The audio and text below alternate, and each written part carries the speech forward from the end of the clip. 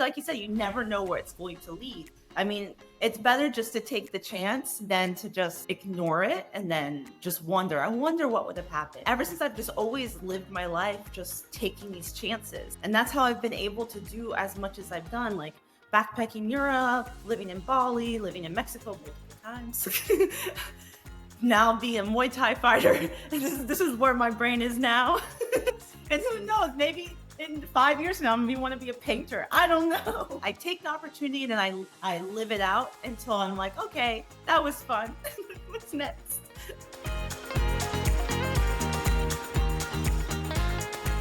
Hi. Hi, how are you? I'm good. Hey, everyone. Welcome to another episode of Wander Lounge Podcast.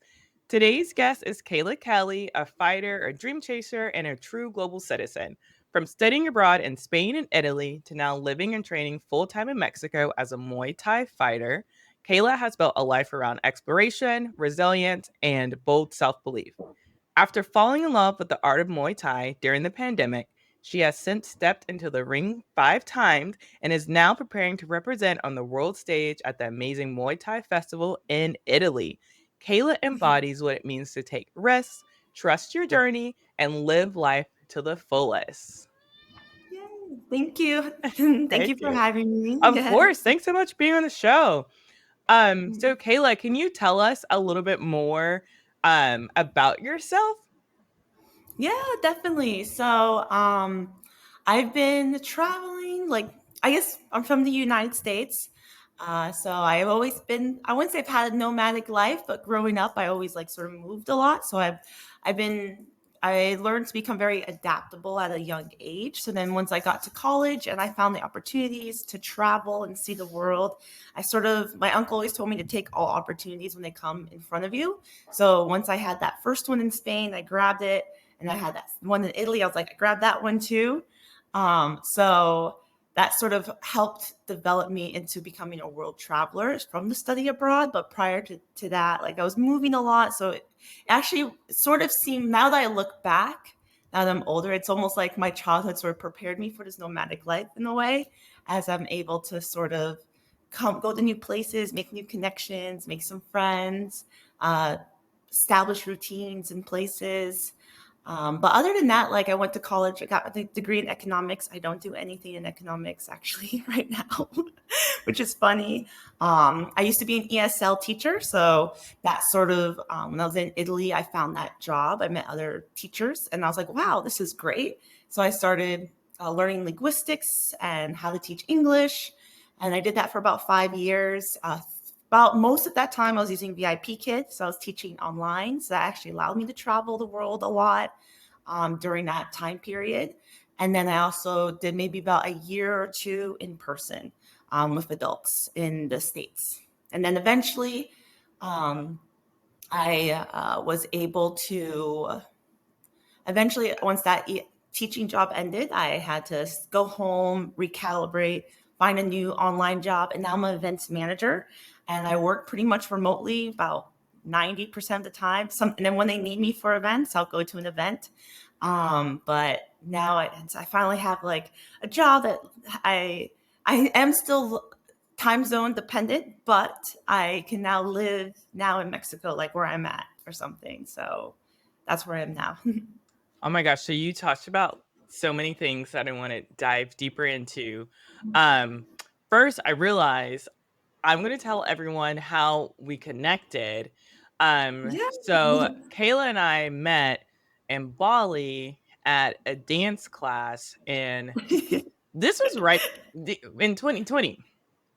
Yeah, right. I think it was right either before COVID or around that time. Yeah, it was around that time because I remember the reason why I was there is because I was living in Shanghai at the time, and I was on a 5-day vacation, and then COVID, the pandemic, broke out in China, and I ended up being there for 6 weeks. So, Oh, I was stuck in Bali when we met, trying to figure out how to get back home, where I called home, which was China at the time. So were you doing ESL during that period? ESL teaching? yes. Okay. Yeah, so all my kids were in China. So since I was in VIP kid, so I was actually at that time I went to Bali like in September. I was already sort of staying there. I was sort of feeling it out. I originally wanted to go to Australia. That was my main goal. But I loved Bali so much, so I just ended up staying there. Um, and then fast forward, I was going to actually go to Vietnam, and then COVID happened. So then I ended up just staying in Bali a little bit more until I eventually went home. But yeah, that's what I was doing. I was teaching English at that time. Yes, Bali has now become one of my favorite places from that Mhm. experience.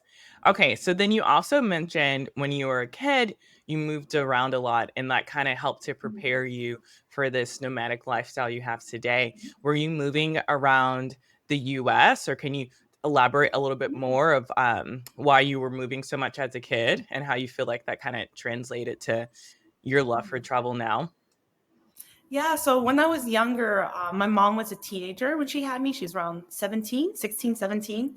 So she was just trying to, gather her bearings as like a single mom and a teenager and like trying to figure out, what's the best place. So we ended up moving to different states on the East Coast. We didn't go to the West, it was too far. So on the East. So my family's from like New York, but then we moved to Florida and then like back to New York and then Georgia, end up in Georgia for a couple, about a little bit. And then I went to Kentucky because my grandparents, so I was moving to just all these different states, just so like, just for so my mom could find some stability when it came to like raising me and job opportunities and stuff. So I think that's and then also stay with family. So different family members would help out my mom. So I would end up staying with them for some time period. But I think at that time, I would say it was not when I was at that age, I didn't enjoy it. I will say, because I kept, making friends and then having to make new friends and constant. So that was a big toll. But then when I look back at it, I was like, wow, like I think this is because everyone always asks me, like, how are you able to live in different countries or like you can travel so you can adapt so well and like just I can go to like another country and I don't have that fear of like I'm in this brand new place with new people, new language. I that fear sort of like I had it in the very first country I went to, but it was easier for me to just sort of figure out ways to sort of like adapt and just get used to the environment. Like I was more comfortable with those changes. And I do think that's because when I was a kid, I moved so much and I just learned how to do that. So like, yes, it's always scary going to a new country regardless, but I think that having that background helped me a little bit more when it comes to certain environments, especially living in another country too. That takes a whole. It's like there's traveling to another country, then there's living in another country. There's like two different dynamics of how you approach those type of traveling, or in a way. Yeah, I I can relate to that in some extent. I was actually at this mixer last night and I was talking to someone where I do have social anxiety, but people are like, "Oh, you can talk to people so well." And it was all within Georgia, but I went to a lot of different schools. Like I think by the time I was like in college, I went to like 10 different schools within the state of Mhm. Georgia. And I was always like, "Hi, I'm the new kid," like introducing myself. Yeah. And now as an adult, I've realized again it was so frustrating always having to be the new kid, but I can talk to anyone and introduce myself to anyone. And that's just a skill that at the time was very frustrating that I feel like I've learned not a lot of adults have. So I can Mhm. definitely see how that made it a little bit easier for you to transition each time you traveled or moved to a new country. Yeah, exactly. And just being able to make those connections again. Because I think I realized that even in college, when I started college my freshman year at Georgia State, that was actually a question I also got before I started traveling. Like some of the other students that I met, I was always like super like hi, like so talkative and social, and people were like, "How are you so social?" Like this is their first time out of their high school, and I like for me, I was like, "Well, I've already been to three high schools." So I was like, this is just another, this is to my mind the fourth one when it's a college. But I was like, I was already like tuned in, like, let's make new friends. Well, there was actually people that I met that were really struggling with that because they stayed in one area their whole life. So having that change, like moving from wherever they were before moving to Atlanta, was hard. It's like another like growth curve. It's like another adapt. If you're not used to it, it could be really intimidating. So And I'm a strong believer as well. Like I definitely have some friends from childhood that I've kept in touch with. Mhm. And then I have some friends where, I felt like we were really close to season of life and now we're not so much. Like I do think, as humans we grow and evolve so much. And I feel like people like us, we are, I don't want to say better. I don't know the best way I want to put this, but I think we learn and understand the value that sometimes people are in your life for like seasons, where you Yeah. feel like where you are as a person at that time in your personal journey, like you connect to a certain group of people and then you may change and then that group of people may no longer connect. You still may like stay in touch and talk. But I don't necessarily see that as something as like a bad thing. And Yeah. I think because I also moved around so much as a kid, I'm also the type of person because I have that type of mentality. I won't see someone for like 1, 2 years. And if they call me up saying, like, hey, I'm actually in your city for like a week, I'm like, bet, come over, stay at my place. And then we pick up exactly where we left off. Mhm. So then another thing I want to talk about. So you kind of talked about your first experiences with travel, and that was a study abroad in Spain. Is that correct? In Mhm. Spain? Okay. And you mentioned you felt like a little bit like a fish out of water. What did you mean by that? Yeah, so I got accepted to this program. It was like student support services at Georgia State, and I got a scholarship. I wasn't even planning on going on this, and someone told me, "Oh, you should sign up for it." And I did like a whole essay. I did everything within 2 weeks by the deadline, and I got accepted. It was great. But once I got to Spain, it was in Salamanca, Spain, because I at first I didn't know what I was signing up for. And once I just knew, oh, let's go to Spain. That's like literally my mind. I was like, okay. And then I remember when I first like met the other students, because it was students from all different states and different student support services like what do they call it? I forgot what it's called. Like it's like a organization in different schools. So we were all selected in different regions. So there's a few people from the southeast, the northeast, the west. I remember when we first all met each other. We had like dinner. So it was really nice. It was very welcoming. But I remember when we first got to Spain and we were like assigned a house to stay in because I chose the homestay and I had like one roommate. She was from Idaho. And I just remember just being like, wow, no one here speaks English. It was my first time like in a like I just realized like I don't know the language. Like I knew Spanish. That's why I chose it. 'Cause I was like, I know a little Spanish. 'Cause I've been taking Spanish. My minor was in Spanish. So I'm taking Spanish classes. But I was the first time I was like, wow, this is so different.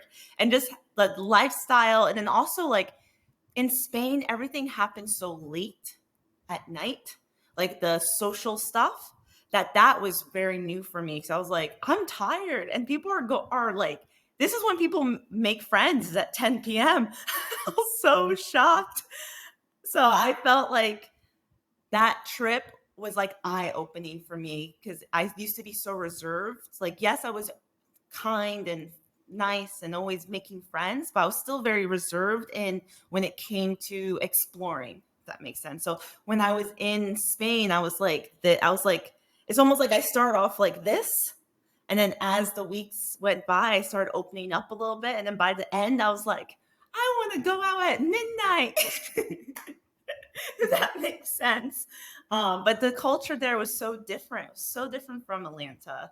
Um, and just the aperitivos, the wine, the just how everyone was gathered in like the not the courtyards but the plazas.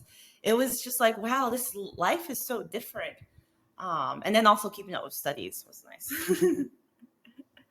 I hope that answered your question. I was like, did I answer it? I'm not sure. No, you did. It really Yeah. did. And I followed this social media person who talks a lot about, she's from Spain and she married an American and she lives in the US, and she talks a little bit about just like the difference in lifestyle from the US and Spain. And I agree, it's a definitely more of a social community. Some things Yeah. she talks about that are different are, you know, it's not uncommon to hang out on weekdays in Spain. I Mhm. feel like in the US, we're like, okay, weekends are social time. Weekends is like we just focus on work.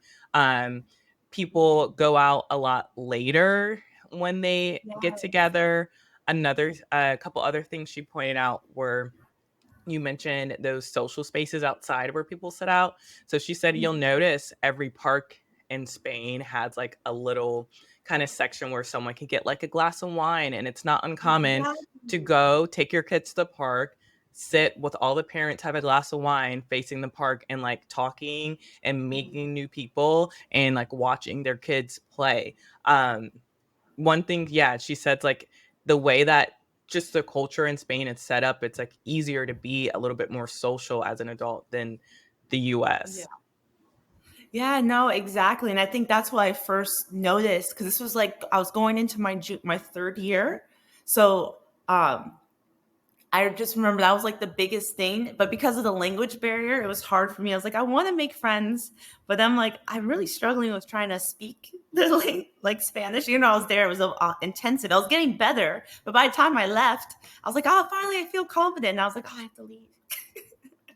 But I do want to, I would love to go back to Spain. I told myself I really would love to go back and spend like an actual extended period of time where I actually can really dive into that because during that, also that's another thing, like between study abroads, it's very different. You're like sort of like you're in a box, but you're in the country in the box, if that makes sense. When you're at we're doing a study abroad program, different than the exchange program, which I was in Italy. That one was completely different. The study abroad, so that's why I couldn't like leave the box. It was hard too because you're always like we had like first we had our Spanish classes and then we had all these activities and we had to show up and come here and then we had to move together and everything. So and then it was a little bit harder to sort of be independent outside of that. But also at that time, I didn't really understand how to be independent yet in another country. I was still developing that skill, or that was like the first time I was like, oh, how do we do this? Um, but it wasn't until I got to Italy where I started actually developing that independence in another country. But I would love to go back to Spain and actually experience some aperitivos or like tapas and wine in the courtyard with friends. I would love to do that again. Barely did that, so I would love to do that in Spain. I only did it in Italy. It's gonna happen. Yeah, Yeah, I agree. I think study abroads are a great um introduction to yes, traveling in another country, because you do have, you get to experience the culture, but you still kind of have that safety net of being with like your peers and your that professors. I think it's a first great trip. So then you talked about Italy. Were you like staying, how was that one was different? Were you staying with like a host family? so What kind of allowed you to get a little bit more independent with traveling? So that trip, that was like the complete opposite. It was an exchange program. So they had the Italians come to Georgia State, and then they had some of us go there. However, it was like they fed us to the wolves. That's why I tell people they literally were just like, "All right, the only thing we're going to provide Georgia State's like we're just going to make sure you have school there. Everything else, it's on your own." And then in Italy, that school that I went to, it's called Cavoscari. It was in Venice. That school had no like help system for international students. It was literally like I had to find my own apartment. I had to find my own like how am I going to get around? They said I could get like a vaporetto, which was like a bus. It's like they don't have buses; they have boats in Venice. But then I realized like it's better just to walk because the boats take forever to even get to where you want to go. You're faster just running up and down all the stairs. um, but that one, it was almost like since it was the complete opposite. I had to do all the research prior to even arriving, especially when it came to my own accommodation. Like I remember I was trying to make things set up with this one apartment complex that was sort of like not in Venice, but was like in Mestre, like in the town city, but that fell through. And I was like, I'm supposed to go to Italy in 1 month and I don't have a place to stay. I was like freaking out. And then this one girl that was supposed to come with us, she had like a family emergency and she said she couldn't come anymore. And she reached out to me and she's like, I heard you still need a place. You can have my place. And that's how I ended up having her room. And I actually ended up sharing a room with this woman from the Ukraine, or a woman. It was a woman and her mom, and they're both from the Ukraine. So that was also a very like, also I was like, I'm in Italy, but my roommates are in Italian. My roommates are from Ukraine. So it was also, then I started getting it's like my world got even more open because I got to talk. Like, remember my first day when I met Victoria? That was her name. She got wine. I think it was wine. Like, or no, not wine, Bellini, like something. It was like an Italian sweet dessert drink. And we walked over to the water and we just to get to know each other. And she was like fairly older than me, like in her, at that time I was 20. So she was like 27-ish, maybe, I think, at that time. And she was just, getting to know me as I was going to stay there for that first like 4 months. And we just got to talk about life. And this is when everything was like clicking, like, oh, there's more people. There's people like not just Italians here, just people from other countries here that live here and have a life here. And she told me about her and her mom coming here and how long they've been there, and figuring life out in Italy, being from Ukraine. So I don't know, it was a nice uh, intro to what that experience was going to be for the rest of the year. If that makes sense. But yeah, it was completely different from Spain. I had to find everything, and once I got to Italy, I didn't have phone service. I was like, my phone doesn't work. I remember trying to go to all the cafes and get Wi-Fi. I remember just walking. I'm like, I don't know where I'm at.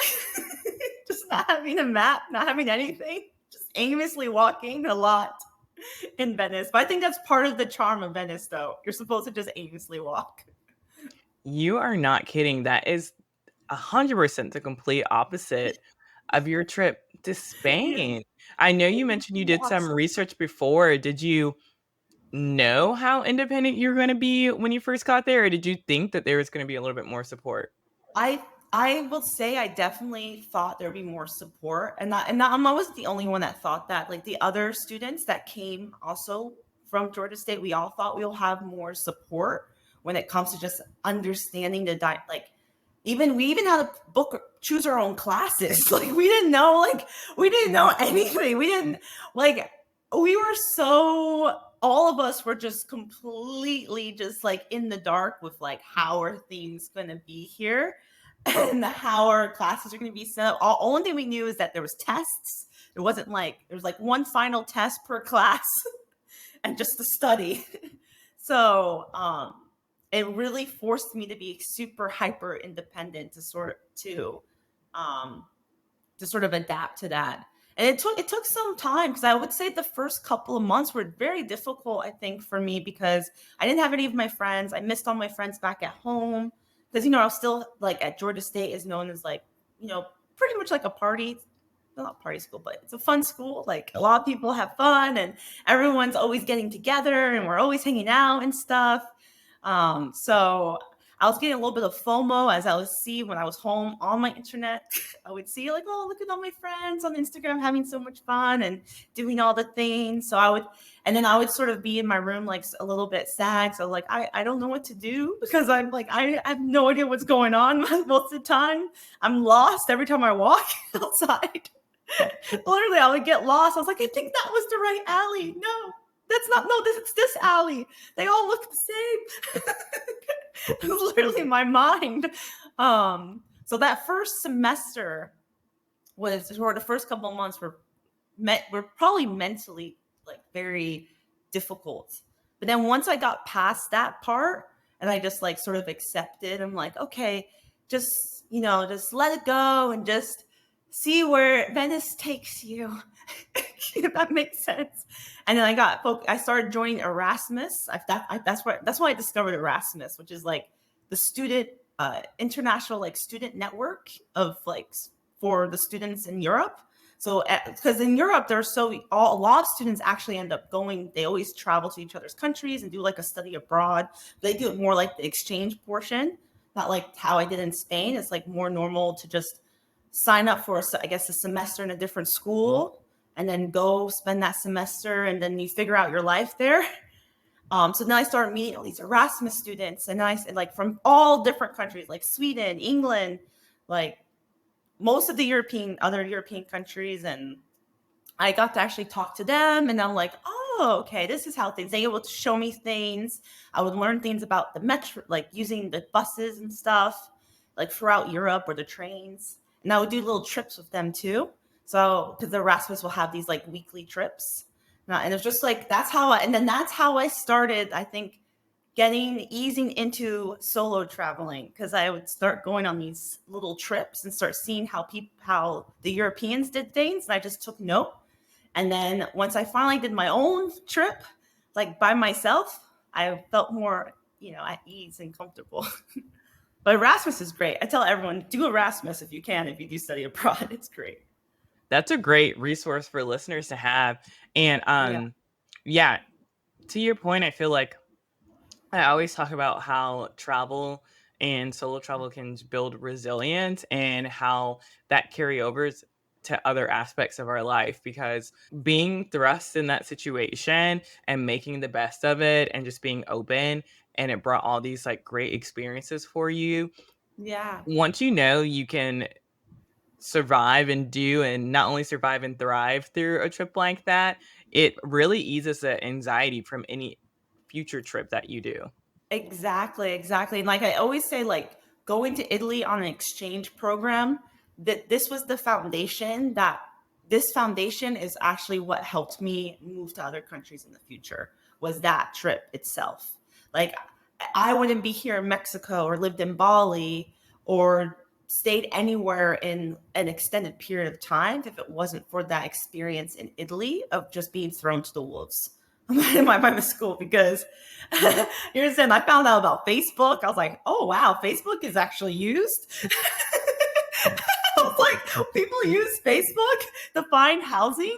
Because once I moved out of the house with the Ukrainian family, my friend and I, who she was also staying for a year, we decided to get an apartment together. So we were able to like look online, but then our friend was able to give us his room, and we shared that room together, and it was like a beautiful like apartment. We were really happy with it. But then I was like, wow, you can find all these accommodations. Like I was like, you can find, like, once I found that Facebook page, I was like, oh, my life is good. I just have to learn Italian. But it was it was, and I noticed that's literally the standard for every single country I've been to outside of America. Outside of America, where you can just now, actually, America, now I'm starting to see it more. You just don't find the Facebook group. Look up the name, like Renta something, Venta, whatever word they use. Just find that word, and then the city that you want, and you'll find a Facebook group full of all these people who have accommodations for you. And then like my mom's like, well, how do you know if it's like a scam or not a scam or whatever? I'm like, well, you don't pay them until you get there. I was just like, you don't pay them and you try and see, you find ways, like let's do like a video call or something so I can see the apartment or you in the apartment. And normally, rule of thumb, if you're like communicating with other students who are doing like subleasing stuff, it always works out sort of in a way. But yeah, that was like, it's been, honestly, I've been able to live the way I have been because of Italy. This whole experience. Yeah. I love that. I love hearing that so much. And yeah, Facebook is not dead when it comes to No. travelers. No, Like no. you said, finding places to rent, a lot of things to do, a lot of Facebook events I feel like have been helpful. I've Exactly. been traveling, Mhm. expat community groups for whatever country you're in. Yeah. Those type of like groups and things are still thriving on Facebook and are great resources for all ages. Exactly. Yeah. When I would live, like I always look up the city I want. I'm like, dude, is there active Facebook groups in this city? That's how I know. I'm like, okay, this can be a doable city for me to live in, to live in if I want to live there. Well, I love all the pivots your life has taken. I'm super interested of hearing more about you moving to Mexico and becoming this badass Muay Thai fighter, honestly. And I just kind of want to hear about how did this all start? I know you mentioned that it started as a hobby in the pandemic. Can you tell us a little bit more about how you got into it as a hobby, and then at what Mhm. point did you make the decision like w- want to start training full time to pursue this? Yeah. So when I was in Bali, when the pandemic happened, a lot of things closed in Bali. Like that summer, we had like 2 months of just like everything was sort of closed except Gojek. Like food was still, restaurants will still come. Um, and then once things started reopening, I wasn't part of the people that sort of left. There was like at least like half the island, like or more people went back home. I didn't. I was like, I ain't going back for now. and and they had like this like stay visa. So, but my friend, because of all the business, like so many people have left, a lot of the businesses were doing deals, especially the gyms. And one gym was Bali MMA. I originally was never going to do kickboxing. I did a little bit of boxing in college. I went to like, a boxing class where you just like, but I didn't really care that much about it. I was just like, I just did it to work out I wanted to just, get fit. But when my friend, she always talked about Bali MMA. She always really liked it. And she just told me, she's like, oh, you should come and join. They're doing like this amazing deal, COVID deal, where it was like, I think 100,000 rupiah per class, which is like super cheap for Bali MMA because Bali MMA was like at that time was like the only like Muay Thai gym. I think even there now there's a bunch in Bali, but before it was like one of the only ones. And then on top of that, it was super expensive because it was crossed with CrossFit. So I never ever wanted to go because I was like, I'm gonna spend this money for this. So when it was cheap, I was like, let me try some classes. So I did. I was like, oh, I like kicking. This is fun. But I didn't know what I was doing still. I had no idea until I finally went back to the US. And then once I got back to the US, I was back in Atlanta and I was like, I should try this Muay. I really liked and enjoyed that kicking. So I went to the Muay Thai. There was a Muay Thai gym that where I did the boxing classes. They did Muay Thai too. So I just went back to that gym and I just sort of got connected with the coach and the team there. And then I started training like every day. And so that gym actually sort of became like my family, that team in that way. And then I just kept training and training. I still was not good at it. So still like it started just to become like, oh, if there's Muay Thai, let me just, try out this gym. So when I went back to Mexico, the first time I went to Mexico, I was more concentrated on surfing. I went to Sayulita. I was there for about 4 months, and I was just surfing. And then they had like a little Muay Thai gym there. I was like doing surfing and a little bit of Muay Thai, but surfing was outweighing my Muay Thai. Okay, this is like in 2021. I was only 1 year in, and I was like, oh, and then but I was slowly getting better and better and better. But it wasn't until I moved to Austin in 2022. I went to this gym in Austin, and this is why I had to go back to the States. VIP kit ended because of unfortunate circumstances with the ESL industry. And I went to Austin. I started teaching in person. So I had to go back to living that American life. And I found the gym. And then I don't know, something about this gym and the people there, like they really encouraged me to like improve more. If that makes sense. It was like the community at this gym was amazing. They're called Austin Kickboxing Academy, and they absolutely just like I don't know. They filled my heart in a way, and then it just made me want to keep going, coming and coming. And I saw they had two people doing a fight camp, and I saw they would run every day. I was like, wow, they're running all the time. And they were training twice as hard. And I was like, I want to train twice as hard. So I just started doing more and more, and I just ended up falling in love more of the sport as my skill kept getting better and my technique was improving. And I was like, and then I got to a point where I was like, oh, my kicks are hard. I want to kick harder. And I started enjoying sparring, and then it was a slow burn. That's what I'm saying. Like it wasn't like I woke up one day. It was a slow burn, and then I found out about this gym called Tulum Muay Thai, and then that's when the fire got lit. And I remember watching there was this couple, Brooke and Eddie Farrell. Um, they're the Australian couple that opened the gym in Tulum, and I would follow them because they were at the gym in Sayulita right after I left Mexico to move to Austin. They actually went to that gym like literally a week after I left. I was so mad. I was like, no, I wanted to see them. They're like both professional, like amazing fighters. And my friend who experienced them being there for like that month said they were absolutely amazing. So I ended up following them, and I followed their whole Tulum journey. And I was like, I'm going to go there one day. I'm going to go there. But I had to find an online job. So I waited till I found an online job, and I finally got an online job, and I tested it out. I went to Tulum at their last 2 months, 2 weeks, their last 2 weeks of Tulum Muay Thai being open. I was like, I'm finally here. It took me 2 years to get here. I watched this gym grow for 2 years. And I'm like, I am going to go there before they close down. And I went, and then they moved, and then they said, we're moving to Puerto Escondido. I was like, Puerto Escondido? I was like, that's surfing and Muay Thai. And I was like, I'll be there. And so I got everything. Like, once I got my online job, like I got really comfortable with it. I convinced my boss, let me move to Mexico. And then the next thing I know, I packed up all my stuff and my dog, and I went to Porto. And I've already been to Porto before, but only for surfing, because they didn't really have any Muay Thai here. So I was like, okay, now I'm going to come. And I remember I showed up. It was exactly like a year from now. I showed up. I was like, I'm back, guys, and I'm back for good. And then I just started training every day with them at the Thai camp. And then next thing I know, I had my first fight. And then I just got more and more and more passionate about it as time went by. And that's sort of how now I have 5 fights. Like, and now I'm going in. Yeah. And this is all from 1 year. The 5 fights. Wow, what an incredible journey. That is so cool.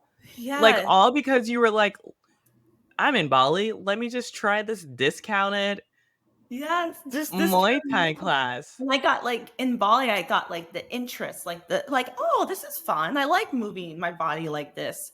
And then I had the gym in Atlanta, and that gym was really helping me with the technique and improving my technique. And then I had the gym in Austin, and that gym showed me the community aspect of Muay Thai, of how you can be a family and encourage people in fight camps, and how fighting is not just one person, it's like the whole team. I saw that in Austin. And I also, in the middle, I did go back to Atlanta as I was trying to find my online job. I went back to my Atlanta gym, and really, like, my coach helped me a lot with my technique. And we were going to try and get me a fight, but the girl backed out. I was supposed to have my first fight in 2023, but she backed out because her ankle hurt. She hurt her ankle or something, like a week before the event, before the fight. So I was really bummed and sad. Then I was like, but I wasn't going to give up. I'm going to keep training. And then I eventually I went to my dream gym, which was Tulum. Which was literally, because it was the only Thai camp on this side of the world. There wasn't a Thai camp. Like, Thai camp and Muay Thai gyms were very different. Like, in the US, like, you go to a Muay Thai gym, there's like a coach and there's like a team. You guys train together. You hold pads together, do drills together, spar, clinch, like all these different things. But with a Thai camp, you do that, except the added thing is you have trainers who hold pads for you. So when you have a professional, like, trainer who actually sits there and who can help perfect your technique while they're holding pads for you, it's a lot different than like you are partnering up with someone who's holding pads for you. That makes sense. So it's almost like Mm, you're getting these like these mini one-on-one sessions in a Thai camp. And that's how they do it in okay. Thailand. In Thailand, that's what I was told. That's how I haven't been to a Muay Thai gym in Thailand. That's my next goal. But that's what I was told. That's how it's like there, where there's all these trainers, they hold pads for you, and then it helps you just improve a lot faster, because someone actually, like, you have like a one-on-one person just really sitting there and helping you, and then also pushing your level up at the same time. Yeah. Mhm. Wow. I'm just processing, like, everything you're saying, like, that's Yeah.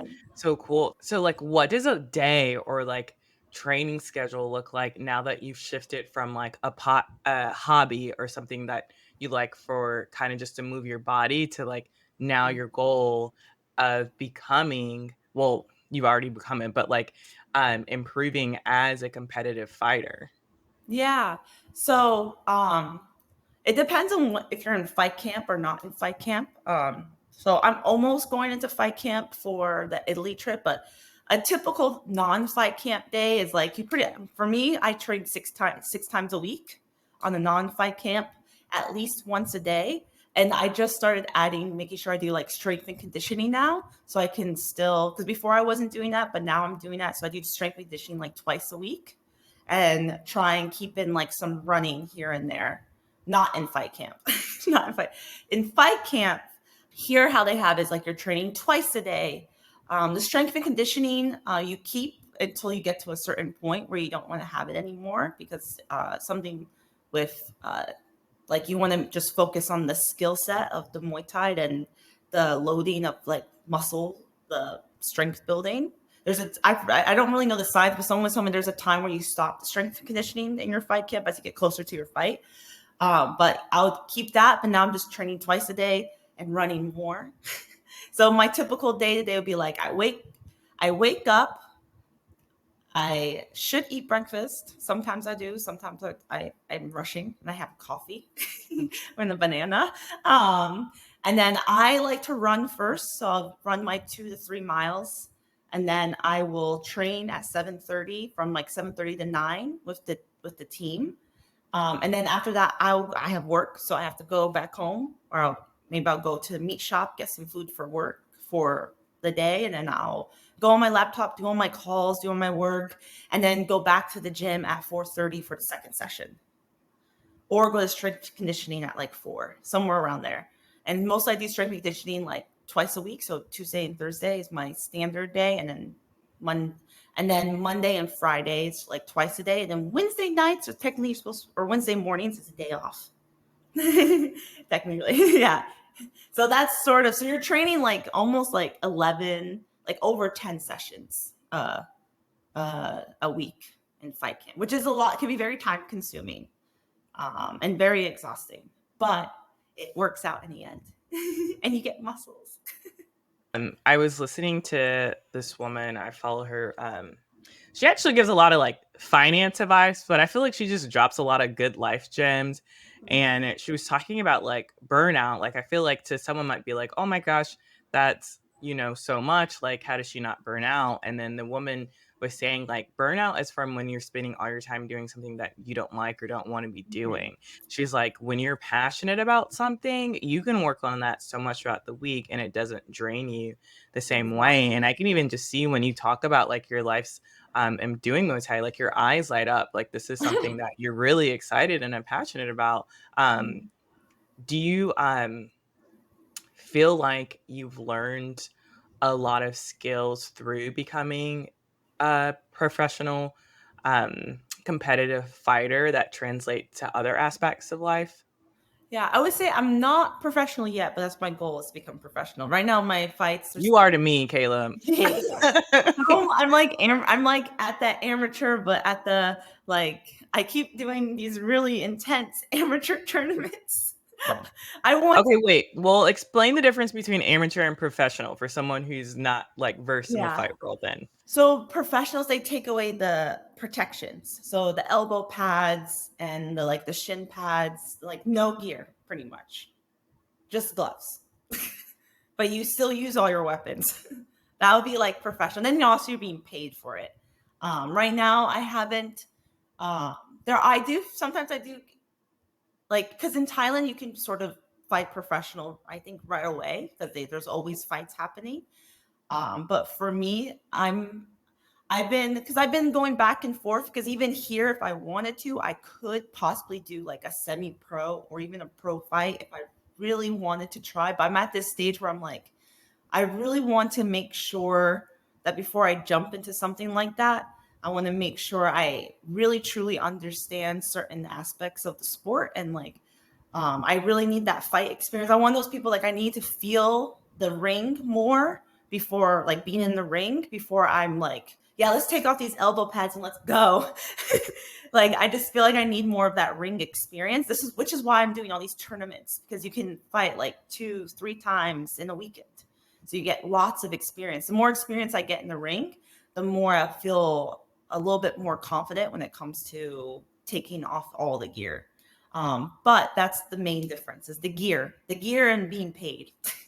Okay, okay. So if referred to you as like a competitive fighter, Yes. that's correct. Okay. Yeah. Well, that makes sense. So thank you for explaining that. But Mhm. yeah, do you feel like different aspects of your life have changed just from like any skills that you learned from being a competitive fighter, even if it's not like physical changes, like mental changes? Yeah, definitely discipline wise, because sometimes I've always struggled a bit with the discipline aspect when it comes to like eating healthy and like or just like keeping up with diets because you in the fight world because you have to fight at certain weights. It's really important that you maintain your diet even when you're off fight camp.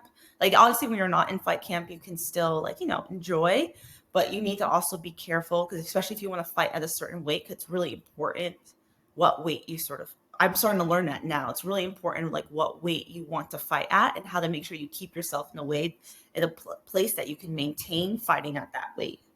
So I had to learn a lot of discipline on that aspect, and then also discipline when you're tired and you're like, oh, I don't want to go to the gym. I'm exhausted, and then you're like, oh, I gotta go. Just get up and just like put on your shorts and just get on your bike and go. Like just like pulling yourself out of bed to go. So you're gonna feel worse missing the practice than not going at it, if that makes sense. So I think I learned a lot about that. And then also like how to also show up for the people around you. Cause like I've mentioned this in the when I talked about Austin. One thing that's also I realized in Muay Thai, even though it's one person in the cage fighting another person, you have like a whole team behind you still. So it's also like showing up for your team and being there for each other. um, so you really learn a lot of great social skills, and you also learn a lot about yourself when it comes to like you like what you can handle and like also like maybe even emotional control because sometimes when you're sparring you can get into instances of like you have to learn how to control yourself when you're kicking. You don't just like you're not trying to hurt your partner in sparring. This is supposed to be like play. So you have to know when your ego's coming and how to control that too. So that's also a big thing when it comes to preparing for a fight or just fighting in general before you're in the ring. So, and that's big to learn. I feel like that's like a big one that you learn in the fight is how to control your ego. Yeah, now that I think about it. Like, yeah, and just Yeah, I being guess that kind of like emotional regulation yes, aspect of it. exactly. There's a lot of emotional regulation that I didn't think came that much with fighting. Like because people sometimes you see like stuff like MMA and stuff. Like I know sometimes in Atlanta the fight scene can be very like ego driven. Like people are like, oh, I've been a beat da, da, da. But in Muay Thai, that's why I love Muay Thai. Muay Thai is not like that. Everyone in Muay Thai is so respectful because the whole sport itself is about giving respect in a way. That's what they do. The Wakru in the beginning, and just even how every Muay Thai fight I watch, how like after the fight, the people who fight are always hugging each other and thanking each other or bowing each other and thanking the corners and stuff. So that's why I love Muay Thai out of all the other like sports or combat sports I've seen because I've just seen so much respect. And you have that respect also while you're training with your teammates too. So that's another skill you really learn. Mhm. Yeah, I mean, honestly, this I almost am like feel like everyone needs to do some type of like fighting or training like that Yeah. if those are the skills that you get out of it. I mean, that's great. So you live by the philosophy, it seems like, of seizing life opportunities, and it Mhm. seems like your uncle was kind of like the first person to instill that in you. Yeah. What was a defining experience in life that made that something like non-negotiable for you? That's something that you're gonna continue to like base your choices on.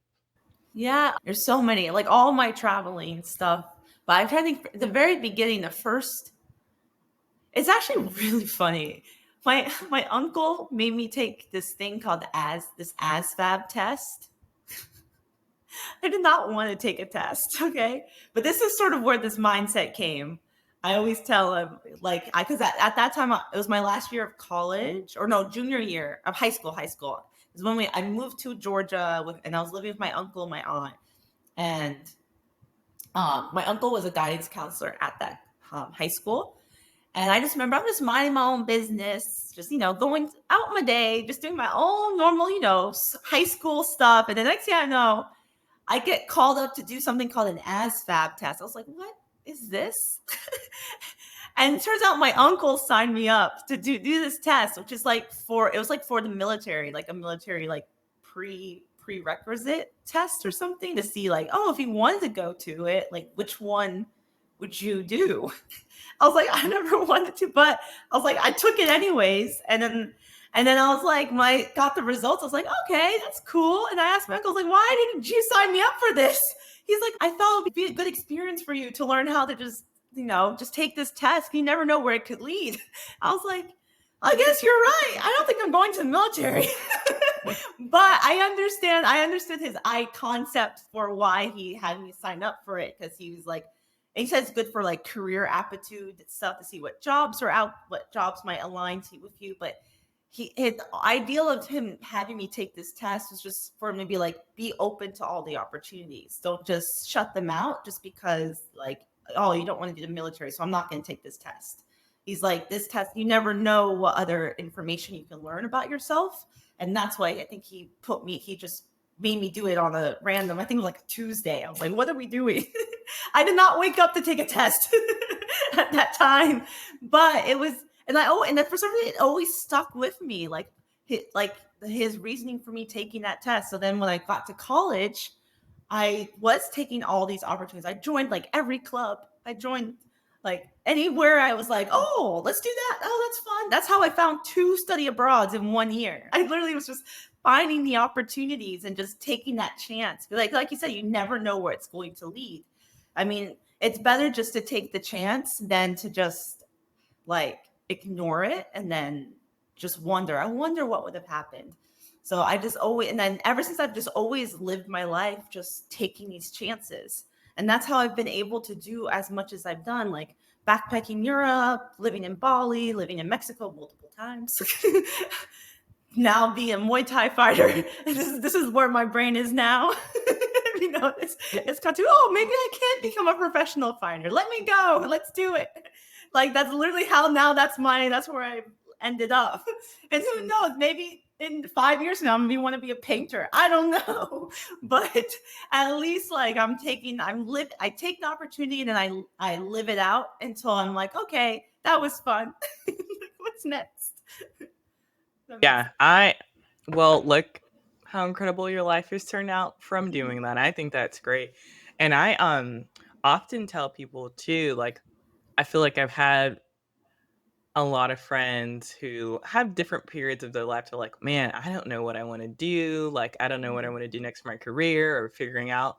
And I always just like try everything. Like, this is the time to Exactly. try everything because you don't know what's going to stick. And you might try something and hate it, or you might find something that you end up loving. And then it just kind of makes this pivot for your life. So, um, I haven't met your uncle, but he seems like a smart man. And I'm glad um, that you have such an amazing family member in your life who can kind of give that great guidance. Yeah, no, it was definitely very helpful into college, and just it just expanded that little ASVAB test expanded to so much to Muay Thai fighting. I just think it's hilarious that he just signed you up for it, though. Not like, hey, I think this would be a great No, opportunity. she's It's like, go do it. I was like, I don't want to take a test. It's like you never know. That is hilarious. It is actually funny. I always bring it up to him. Remember when you made me take this test that wasn't required to take? It was an Well, optional test. I'm sure it also gives him a lot of, like, pleasure to know that that's one of the pivotal moments that's kind of, like, instilled that philosophy Yeah. in you now today. Yeah, yeah, and, like, I never joined any of the militaries that it recommended, but I got to but it just made me just think about, like, because if I didn't do that, I probably would never sign up to do that test. I was like, "Why would I take a test?" Mhm, And then it just opened up a different mindset of how to approach things, if that makes sense. mhm. Even though it was for, like, career aptitude, military aptitude, stuff like that, so mm. Well, we have, a rapid fire section we're gonna do, but before we start the rapid fire, um, kind of tell us what's next for Kayla in her journey. It can be life, Muay Thai, kinda like, Mhm. where are you heading to now? Yeah, so right now, in Porto Escondido, we're at like this weird like pivoting, I think, part. Like that's why I feel like I'm like things, sometimes you feel like things are changing a little bit. I think right now, me and also some of my friends are also having this sort of weird feeling that like maybe it's time to make a change to like in order to continue growing. So I've been thinking about like I'm still gonna be here for the next couple of months, three, maybe probably 6 months, because I move into my new apartment this week. So I can't leave right away. And I have my dog, so I have to figure out like the logistics of bringing her, or if I do bring her or have someone watch her. Um, but I've been feeling called to Thailand a lot because only I've already been there. I went there like when I was in Italy. We had like a long winter vacation, not just the 2 weeks like in the US. You have like 2 months almost. So I did like a month. Yeah, I did like a month backpacking. That was my first backpacking experience was in Thailand, but I didn't do any Muay Thai. I didn't even step foot in a gym. I didn't even know what Muay Thai was. I remember being in hostels and people like, you want to go to like the boxing thing? I was like, hell no. I don't want to watch people fight. That was 21. That was when I was 20. Look where I am now. But now I would love to go back to Thailand, except not as like a 20-year-old backpacker, but as like now that I'm 30, like a 30 something year old who wants to learn and like really learn more Muay Thai and get more involved into the sport and meet more people and understand more about the culture of Muay Thai and fight more. So I think that's sort of where I'm leading towards. It's just getting everything in order to make it an easier process when it comes to work and salary. Because, like I said, like since I guess more like that digital nomad, when it comes to uplifting and bringing my life, I have to start putting in the pieces so they all like click together at the time where I want to pull the trigger. If that makes sense. Mhm. Is it correct Thailand is where Muay Thai originated? Yes, yes. Okay, yeah, that's gonna be such an amazing experience for you, and, like, I feel like different chapter, definitely. Yeah, that's why I feel like I'm being called more towards that area. Like a lot of people have already told me I should go to Thailand. They said I would really love it. I don't know, it's been on my heart a lot. So I do feel like this might be a sign that I think Thailand might be the next step for me, or just going back to Asia. Like I haven't been to Asia since Bali. Um and I miss Asia a lot. I was like, I really do miss Asia and just miss being in that environment, just the cult, like just how the culture, like in all the different countries, being able to explore the other countries too. Like I always love. I've been exploring Latin and South America now this last couple of years. I mean, mostly Mexico, honestly. And I love it, but I'm excited to maybe go back to the other side and get in touch with things there and maybe finally go to Vietnam. Finally. Finally have my favorite food is pho. So that's why I really want to go to Vietnam just to eat, but like all the pho I can. It's such a weird like desire, but it's like No, number one desire. that makes sense to me. I have definitely planned trips around wanting to try a certain type of food. Yeah. My dream one is I'm obsessed with sushi, and I cannot Well, wait to get an opportunity to go to Japan and try, sushi Yeah. there, and I'm literally gonna put together a separate sushi budget that's like probably $600, and like, so I get it. Yes. It's like something the food just calls you to places. Okay, well, I have our rapid fire, so I'm gonna just ask you some questions and tell me the first thing that comes to mind. Okay, window seat or aisle seat? Aisle seat. Same. Okay, what is a book that changed your life? Oh, a book. Probably Claim Your Power. I don't remember who wrote this book. I don't remember, but Claim Your Power was a really good book that I really dived into. I can't What's it remember. about? I think it's about like using like your inner trauma and like sort of using that as a catalyst to sort of like take back like things in your life. Does that make sense? And then like I can't when I read that book, the thing that popped in my head the most was the idea of like sustainable happiness. So learning how to like be happy, like not like spurts, like happiness is on like sometimes you're sad, sometimes you're like this, but it's like how to Mhm. keep it like that, just that sustainable joy for just life and living, and like sometimes it's in like unlocking your trauma to sort of claim that type of lifestyle. It was a really good book. I really liked it. And it had like these little workshops, little workbook stuff in there. Mhm. That sounds good. I'm adding it to my list. That's my personal favorite question to ask people because I get so many good book recommendations. Yeah. I might be a little bit selfish of adding that into my rapid fire list, but what's one word your closest friends would use to describe you? Happy or positive. Yeah. I get those two a lot. Happy, positive. She's so I could positive. Huh? I could see that just from like our podcast interview. Yes. Mm. Okay. What's one thing that you always pack in your bag? Ooh, if I could, it would be my dog, but I can't. She's too big. If I could, I feel like there's so many things. I'm trying to think what's like the number one thing. I want to say my phone, which is bad. No, I mean it's true, and I always have to Oh, have it easily accessible. yeah, because it's only because right now my job, because since I'm an events manager, it's like it's very communication based. So I always like to have my phone on me. So it's like I'm Mhm. connected. So I'm always connected to my job when I need to look. So when I'm traveling, especially if I'm traveling on Monday through Fridays, I just like to make sure Yeah. my phone's on me so I know like is anyone emailing me at this time? Like I need to know. But if not that, a water bottle, I think, so I can refill it. But in Mexico, that's another thing. In Mexico, it hasn't been useful because in Mexico you can't have any tap water. You have to buy water bottles. So Mm. it used to be a water bottle all the time. So in the States, I always have a water bottle, or Europe always have a water bottle. But in Mexico is the only place where I haven't used it. So that's why I was like, I don't know if Yeah. That's a good point, and also just, like, kind of looking to do a little research of, like, the water safety of wherever you're yeah. traveling as well. Okay. What's a song that instantly puts you in a good mood? Oh, there's so many. Honestly, what songs? I don't know why. I don't know if it's a good mood or if it's like she puts me in such a relaxing mood. Every time I listen to Billie Eilish, her songs are not like happy. I wouldn't call them like happy songs. I don't know why, but her voice, I don't know. It puts me in like this sort of like Zen mode. If that makes sense.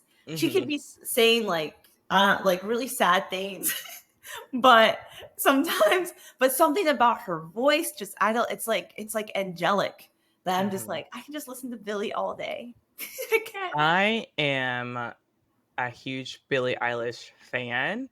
I already was obsessed with her, but even Mhm, more so, last year at the hospital I was at, she mhm. did, like, a live stream, call with, like, our patients. Oh Yeah, wow. I was like, "Queen, an absolute queen." No, she Okay. really is. I got to see her live at Music Midtown, like I think like 2 years ago. She Mhm. performed, and I was like, she sounds even better. That she does on this not here. I was like, her voice is it's just Wow. her voice is just so like majestic. There's just something about it. It's just like you can just listen to it. It just calms you. That's Yeah. it. That's why she's like, I just anytime you're being sad, happy, on a plane, I always put Billie Eilish songs on first. Okay, and then what's the best and or worst travel advice you have received? Ooh, the best one was this is when I was in Thailand. I used to over plan everything. That was like my first trip. So I used to always just, I would be like a week out, have everything, all my dots in order. And then I think on that trip, I met some really amazing people. And when I was in Copenhagen, and I think something that I learned from them was just to sort of go with the flow more, especially when you're backpacking and traveling as like just traveling, not like living Mhm, style, but if you're just like going with the flow, because you honestly you realize like it's what makes traveling so enjoyable are the people you experience it with. So going with the flow as you're traveling is sometimes a bit more of a beneficial thing because than trying to catch all the highlights of a country.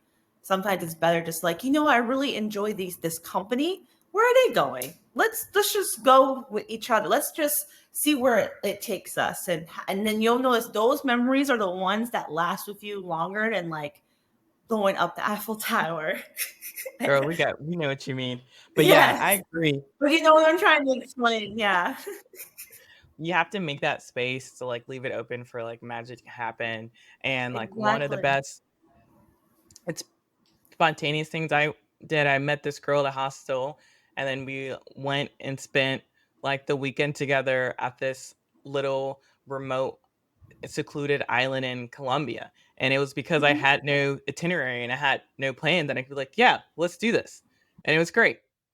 Yeah, no, and those are the memories that you remember the most when you look back on these experiences and they leave more of an impact.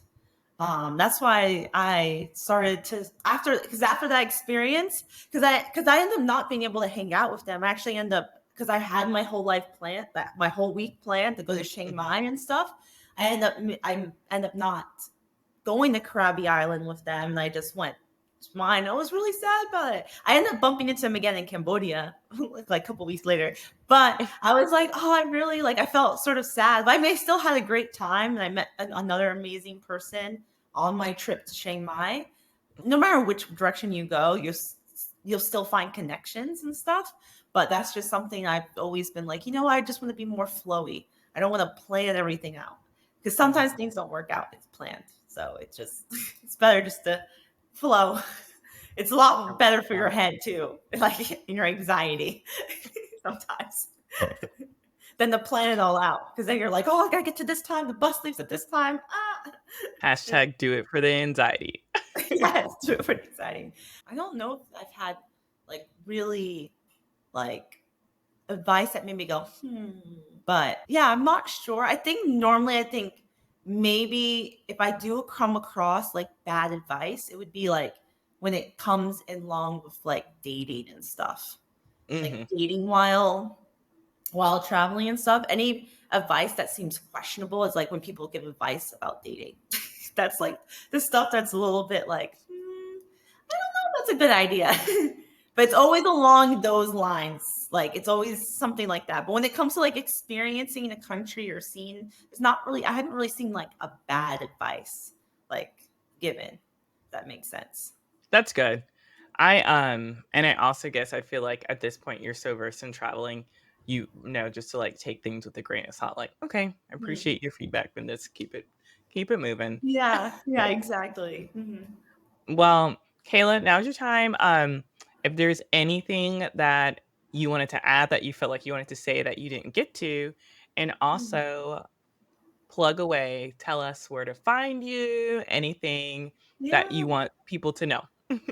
Yeah, definitely. I think one important aspect when it comes to traveling, for I think people to really, especially it also depends on what type of traveling, or even if you're moving to another country, or is there also I feel like it's really important to always be true to yourself, if that makes sense. And like because you will meet all these different types of people and you want to go and like experiment and stuff, but always stay true to like who you are while traveling, and always be and always keep your mind healthy. I think is really because sometimes it can be very hard because there's times in traveling that can be feel very lonely. I do think there's times where you're like alone in a city and you just haven't connected with anyone. Because you will, if you're traveling, you will have this situation where you're just sitting there. You try talking to the hostel people. No, you got no good feedback. Just got like, they're like, they all seem like they want to talk with you. Like you'll get these experiences, but that's okay. That's normal. And I think, sometimes those can feel lonely and sad and stuff. It's just to know that's, anytime you feel lonely or sad, just know like that's like an experience where you can come into yourself and really like sit there and like, okay, well, let me see who I like. Let me talk to me right now then. And that's like something I always will want to let people know while traveling. Because I do see a lot of people. Sometimes people are like, I want to meet all the people, just talk, talk, talk. Like, and I've been there. So it's okay to like slow down, reconnect with yourself. You don't have to be everyone's friend. You can, if you want to just be in your corner on your laptop or on your phone, that's okay. Yeah, that's sort of why I want people to sort of take care of your mind. Hmm. And then you can find me on KayKelly13 on Instagram. That's my plug. That's the only plug I have. That's a great one. And Yeah. yeah, 100%. I've also mentioned to people that traveling really taught me to be comfortable with myself, Hmm. to be comfortable with my thoughts, Hmm. to sit and tolerate my inner dialogue, and that's something that has been so valuable for me. It's Yeah. given I had to, like, learn to be like, "All right, I'm by myself for these couple days, like, let's Mhm. sit with me," like, as you put it. Exactly. And I just had that experience because I was in Portugal. I did like my work trip got me to Europe. So I got to go to Portugal for like a week and it was really nice. But there was a lot of times where I was like, wow, I'm sitting more with by myself. And instead of trying to force connections with people at the hostel or wherever I was staying, I was just like, you know what? Let me just take this moment. I think I need this moments to myself right now than to try and force something that might not actually really be a connection. And then sometimes there are connections that happen. So it's part of the journey of traveling. Yeah, definitely. Yeah. Well, thank you so much, Kayla, for being on our podcast and sharing this Yeah. episode. I'll Thank definitely make you. sure I put your Instagram, handle on the show notes. Hmm. Maybe I'll have business in the future. I don't know. A part of me is thinking is like I do want to start figuring out what I'm going to do, like business wise, on my by myself. But I'll figure it out one day. Oh, well, we'll be here to follow that journey. I'm here Yeah. for it. Right now, I'm in my Muay Thai zone. Yes, but thank you so much for having me. Thanks so much. Yeah. Okay, bye, Kayla. Bye bye.